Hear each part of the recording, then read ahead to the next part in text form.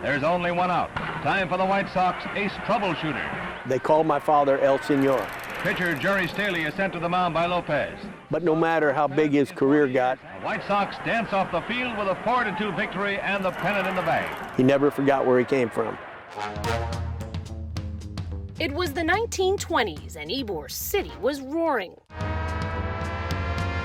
A bustling immigrant town with a thriving cigar industry.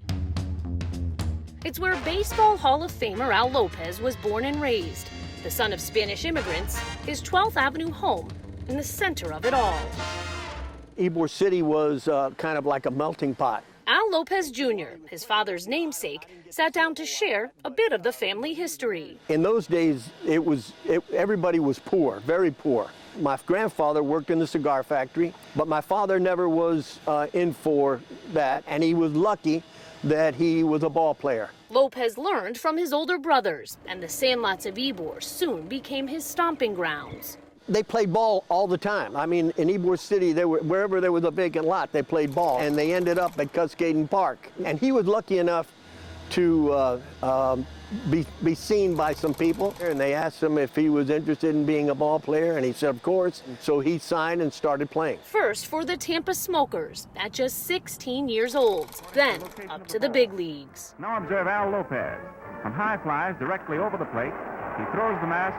Over nearly 2 decades, Lopez played for Brooklyn, Boston, Pittsburgh, and Cleveland, even holding a record for games caught that stood for 40 years. But it was Lopez's second act, coaching, that would solidify him as a baseball legend. Now the Cleveland Indians are in town, led by the chief himself, manager Al Lopez. Lopez led the Indians to the American League pennant in 1954 and was at the helm when the Go-Go White Sox did it in 1959. Sharp fielding and the Sox turn it into a double play.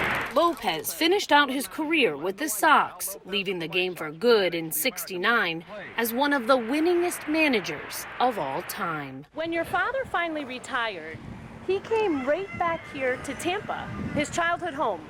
Absolutely. Yeah, it was a place he wanted to be. He loved this place. It was his family and friends, and he loved it here. And the city loved him right back. There was an Al Lopez Field, an Al Lopez Day, and years later his likeness enshrined in bronze at Al Lopez Park. He was celebrated here. When he was playing and even when he was managing, he always came back to 12th Avenue.